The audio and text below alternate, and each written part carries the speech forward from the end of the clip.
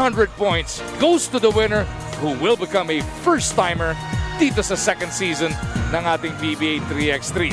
Ang Meralco Bolts nakabalik sa finals after settling for a runner-up finish in the first leg. Makakatapat itong J&T Express, ang ating pinakabagong expansion team. They are on this stage for the very first time. Players to watch dito, si Joseph Sedorifa, who played for Meralco Bolts. So medyo very interesting yung leadership na dadali niya sa J&T. And of course, si Batino, isa ding veterano na dating teammate ni Watu Punch ni Sedorifa pagdating sa two-man game. Siyempre, etong veteranong si Tonino Gonzaga ang sasandalan na naman dito ng Meralco sa kanyang pagtapat dito naman kay Robin Ronyo.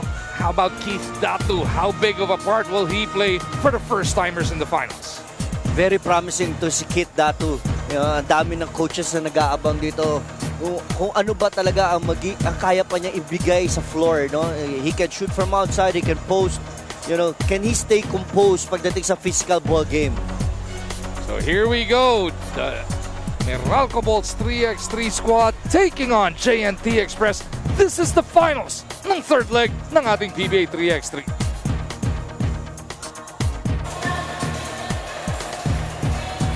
Here we go! The final game. Let's call it the two teams starting up with Meralco Bolts. From Kakap, Cebu City at number 7, Alfred Batino. From Pasig City at number 9, Leo Davila. Former UAAP champion from Bacolod City at number 10, Tonino Gonzaga. From Bukidnon at number 16, Raymond Caduya. Coach of Meralco Bolts 3XC, Coach Patrick Fran. Ang kanilang kalaban, J&T Express. From Quezon City at number 8, Jarek Hearn. From Cebu at number 17, Joseph Sedorifa. From Pasig City at number 21, Keith Datu. From Zamboanga City at number 25, Robin Ronyo. Coach of J&T Express, Coach Ryan Monteclaro. And our referees for this game, Bing Oliva and Brian Teclaro.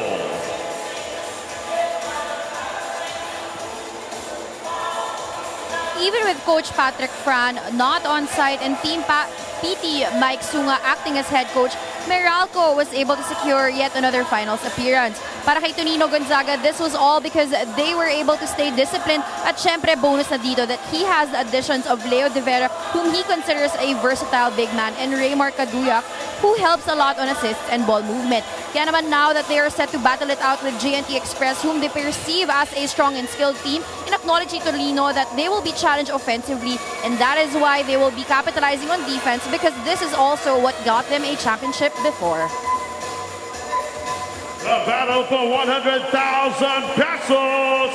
Meralco Bolts 3x3 versus J&T Express in 5, 4, 3x3 PBA. Lakas na tatlo. First possession goes to J&T Express. Sedorifa being bothered by Gonzaga right away. Joseph trying to give the lead to his new squad versus his former team. Gonzaga drops it off, but Tino scoops it up and in. What a start for the Bolts. That was to anticipate that Batino will really take him inside. Kailangan challenge siya talaga yan, si Batino. Ito si Batino on a backdoor play. Datu has to defend Batino well. Datu surveys, gives it up to Ronyo. Robin step back, two-pointer delivered, lamang ang J&T. Kumpiyansa si Ronyo on that two-man game. Batino shoots over Ronyo. Doesn't work. Tonino, no. Robin Ronyo comes out with a board. Sedurifa looking around. Joseph will attack. Huli Casers. Batino all over him. Familiarity, no? Si Sedurifa hindi nakalusot kanina sa first possession niya kay Tonino Gonzaga. Dito hindi na naman nakalusot siya kasi nga dating ng teammate ito si Batino, so basang-basa ang kanyang opensa. Kaduyak atras, abante. Pasa kay Batino. It is tied at 2. Jeric to Sedurifa. Almost traveled. Sedurifa off the fadeaway. What a balanced shot by Sedurifa. Talagang hirap na siya dun. De Vera puts one up early. Bakbakan sila ni Jeric sa rebound. That's gonna be a foul on Teng. Kaduyak mukhang tinamaan, ha? After the, Kaduyak. yung after shot ni Sedurifa, di ba? Parang dinalo siya ni ayun. Looks like he got the wind knocked out of him. But he looks okay. He will remain on the floor here. With JNT up by 1. 3-2. Kaduyak faking the behind the back. Walang pinuntahan yung tira. Keith Datu para sa rebound. Jeric on the catch and shoot. Teng will miss though. Batino pinning down Sedurifa. One-legged fadeaway. Kanina pa ginagawa ni Batino yun. Patented move by Batino in the mid-post. Another 1 point for him. Jeric on the attack. Scoop layup. JNT Express back ahead 4-3. Yan yung magiging big advantage ng JNT. Pag si Teng bumabantay sa kanya si De Vera, then he can just take it in. Atakihin niya yung depensa just like what he did. Left-hand finish for Jeric Teng. Nice tight battle developing here. 100K and 100 points on the line. Sino manalo? First timer nga sa bagong season ng ating PBA 3x3. Lakas ng tatlo. Ronyo guarding everybody here.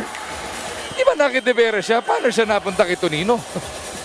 Yung energy niya all over the floor eh. Unfortunately, ito sa huling sitwasyon, nagagawa sila ni De Vera, hinabol niya, pero naitulak niyang bahagya si Tonino Gonzaga.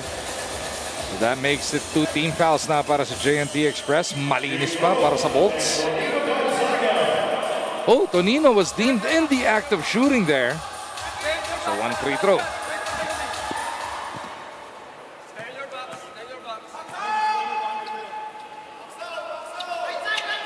Gonzaga ties the game at 4. Ronyo, quick response. Di makuha sa transition. Datu cleans it up. Power rebound, power putback by Datu against Batino. Alfred fakes. He drives. Lalim ng pinagdukutan ni Batino doon. May kasama pang Howie sa huling layup doon si Batino against Jeric Teng. Teng with some daylight. He attacks De Vera. Huli Casers. Good interior defense by De Vera. That leaves just 1.7 on the shot clock para dito sa JNT Express.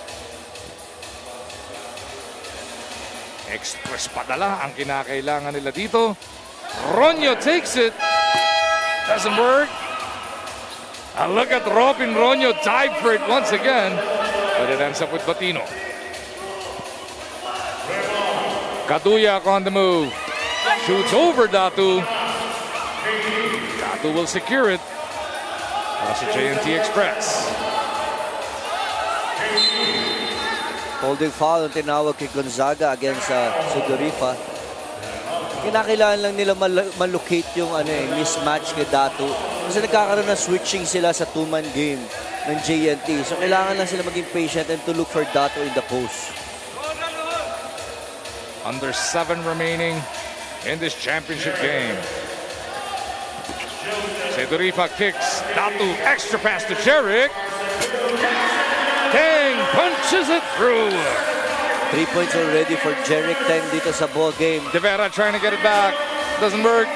Ball bounces the way of Kaduyak. That's going to be a foul on Teng. Sabi ni Jeric Teng, dumilayin siya lang ng foul eh. Pero Kaduya will go to take a free throw shot. Ito, offensive rebound. Tinulak. Jeric Teng, wala eh. Kaduyak at the line here for a free throw. Tatlo na team foul ng JNT Express. Raymar pulls Meralco back within one. Sedorifa cycles it out. Datu sliding down the middle. Datu finishing in the air. Up in the air, si Datu. Ang ganda talaga ng communication ni Sedorifa at ni Datu pag nag-2-man game. Ano? Yung leadership ni Sedorifa, mafe-feel mo talaga sa ball game. Cebuano and the Phil-Australian connecting here in Las Piñas. Dalawa abante ng JNT Express. Gonzaga to the other side. Batino had the baseline shot on him. Ronyo will clear it. Sedorifa working against De Vera. Sedorifa puts one up. Nope. Air ball for Sedorifa. Good challenge by De Vera. Gonzaga trying to shake off Ronyo. Hindi magawa. Batino. Yes!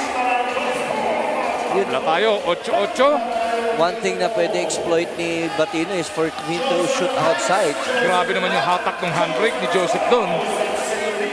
Bye-bye move to give JNT Express back the lead. Gonzaga. Huli ka! Datu was all over that. Sedorifa. Ayaw. Rivera ending up with it. And Meralco has now taken the lead. Ronyo babawi. He knew it. Trying to chase it. Ends up with Tonino.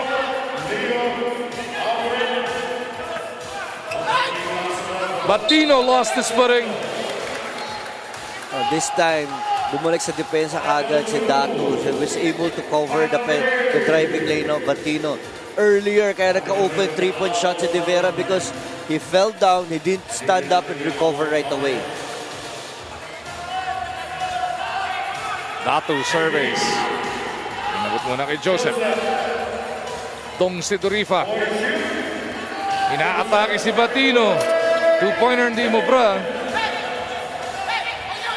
Dalawa Cebuano nagigit-gitan. Talking about Sedorifa and Batino. As Tonino overcooks it. If my memory is right, naglaro pa itong together si Batino at si Sedorifa sa CEU Scorpions way back sa PBA D-League. Of course, nagkasama nga rin last season dyan sa Meralco. Tonino gets a breather. As we hit this timeout, 10-9. Meralco has surged ahead here with 4:33 remaining in the finals. Well, GNT has to understand they might not be able to get all the calls they want dahil nga championship to eh. So hindi sila pwedeng to keep on complaining sa referees. They have to go back and play the game right away. Ito yung sitwasyon kaya nagpasab si Antonino Gonzaga. Yung last penetration niya. Awkward yung fall with one leg. Might have tweaked something, nakahawak sa kanyang kaliwang hamstring. Actually, check na siya ng ating referee kung okay siya.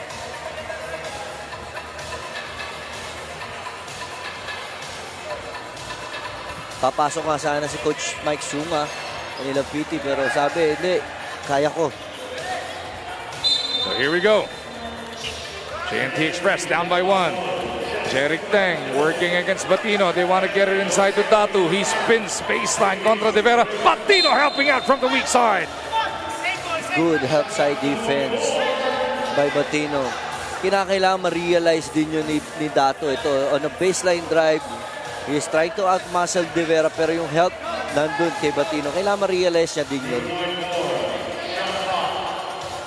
2 to shoot. Sedorifa forced to take it. Batino will pull down the board. Pagkakataon ng Meralco to increase their lead. Just over 4 minutes remaining in the finals. Kaduyak's teardrop bounces home. Simple-simple lang lumaruto si Kaduyak. If he sees the driving lane, he will just take it in and take a floater shot. Jeric from deep for the tie. No. Sedorifa and Kaduyak battle for the board. Sino ang last touch? May tumama daw sa tuhod. Mukhang sa tuhod ni Kaduyak yan. Isa sa pwedeng maging mag-change ang complexion ng ball game si Jeric Teng kung papasok ang tira sa labas. Datu and De Vera getting entangled off that pick. That's going to be 3 team fouls now on Meralco. I like J&T's style. They've been trying to execute yung kanilang game plan, running two-man game, trying to run down the clock and take the best opportunity to shoot. Sedorifa inside to Datu na. Unahan ni De Vera. De Vera wants it. De Vera makes it. 4 points for De Vera. Apat din ang abante ni Meralco. Ronyo takes one off. Under 3.5 remaining here. Batino puts it on the deck. Gets the basket. Nagka-uban pang foul. Wow, what a burst of speed by Batino against the defense of Datu. As we take a look at this replay, shot fake and quick layup, and one for Batino. Took that young man to school. Now his bonus can make it a 5-point lead. This is going to be huge para sa Meralco. And Batino takes care of business. Does JNT have one more run left in him? Sedoriva just bounced it off the leg of Tonino. Doon sa last free throw ni Batino, pang 8 points niya na yun. Kaya ngayon, they will opt to go for a shorter lineup. Kaduya, Gonzaga, at De Vera.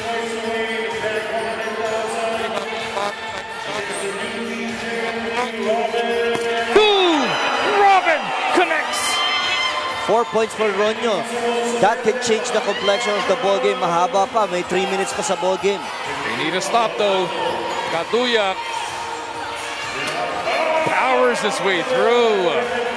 Lakas ng katawan talaga ni Kaduya. Nandun na si Ronyo all over pero na-shoot pa rin niya. Sedorifa all alone. 3-point game. Meralco 16. De Vera makes it 18.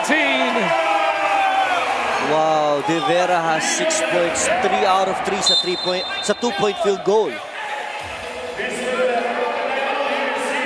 2:34 remaining. Dito sa Robinson's Las Piñas. 5 ang abante ng Meralco and they are 3 points away from that 100K.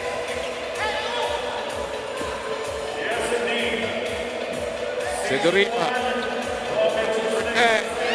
Broken up. Hindi na clear.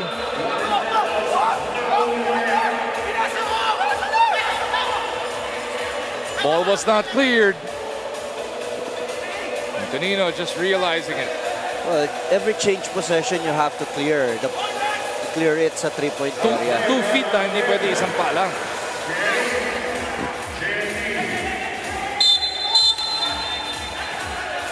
Grabe yung kiskisan dito ni Sedorifa at Gonzaga. 2:25 to go. J&T Express in need of some baskets.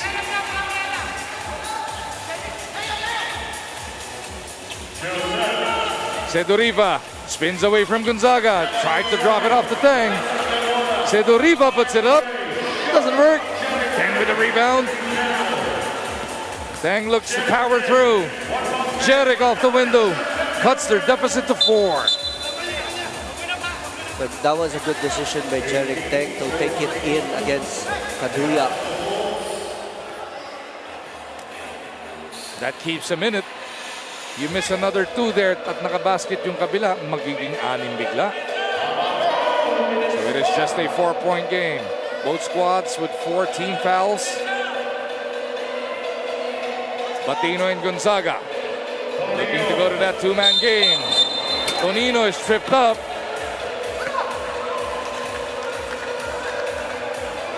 Sedorifa protesting here. Well, here sa two-man game. Sa kakampi yata. It was natalisod. Batino napa-step sa likod. Sa kakampi nga yata natalisod. Yun ang sinasabi ni Joseph. Pero wala na, hindi mo na mababago yung call na yan. They just have to refocus. Meron pa ditong 1 minute 58 seconds. Haba pa niyan sa mundo ng PBA 3x3. That's exactly what Robin Ronyo is trying to tell them. Kaya pa raw yan. Kailangan mag-focus lang.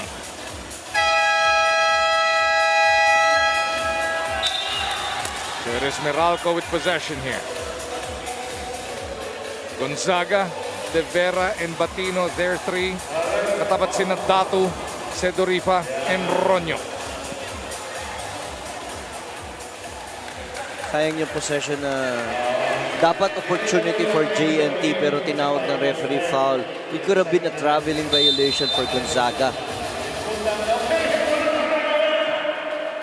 Tonino trying to shake off Sedorifa. Sinalubong ni Datu. Sedorifa's there to bat it away. That'll leave just 4.6 on the shot clock para dito sa Meralco. Pag ganyan clear talaga yung outside, no? Hindi na kailangan i-review yan ng ating referees. Wala rin naman pumapalag kahit sa JNT Express. Play on. De Vera puts it up. No. Rebound Sedorifa. Ronyo almost lost it. He kicks it over to Keith. Datu overcooks it though.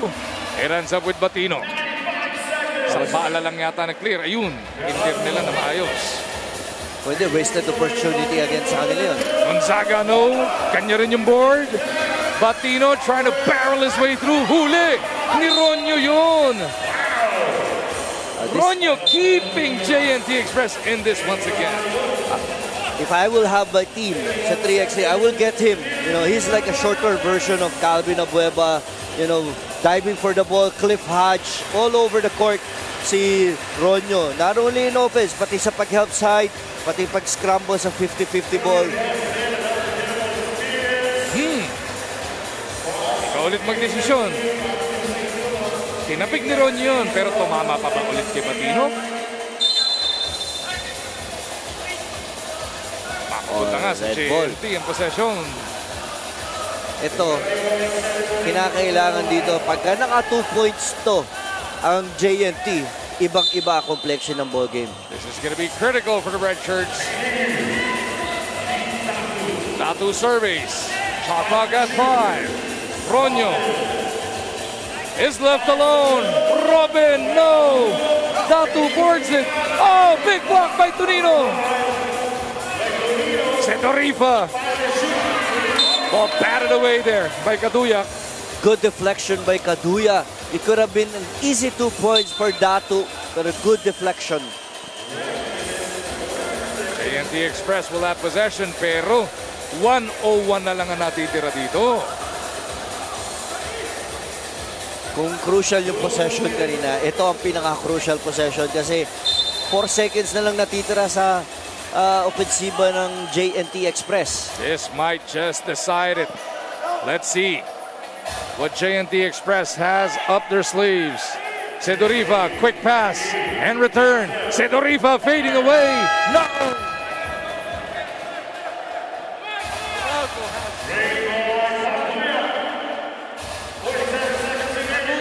Batino, there you go! Perfectly executed 2-man game for Bolts. Sedorifa in trouble. Datu launches it. Bitin. Thank to Sedorifa. JNT Express hoping against hope. And the Meralco Bolts will be on their way to winning the third leg ng second season ng ating PBA 3x3 Lakas ng Tatlo. Naubos na yung outside shooting ng JNT sa semifinals. Kaya dito, puro bukol na ang naging tira nila sa labas. What a stand by the JNT Express. Pero ang Meralco, oras nila ngayon. Good game. Very good game by Batino and the rest of the team. but it was really anchored by De Vera sa outside shooting ni De Vera. 3 out of 3 siya dito sa finals. The Meralco Bolts 3x3 squad finally breaking through in the new season ng ating PBA 3x3. JNT Express naman, nothing to be ashamed of. It is their first time on this stage, and we expect even better things in the next weekends. I agree with you. Nothing to be ashamed for JNT. They played very well in this finals. But who played very well? Siyempre, Alfred Batino. 9 points and 5 rebounds. Siya talaga yung nag-dominate dito sa ball game. Lalo na si Datu. Wala naging adjustment si Datu in terms of defense and offense. So there you go, 19-14, your final score. The Meralco Bolts 3x3 squads are the kings of the third leg ng ating PBA 3x3 Lakas ng Tatlo.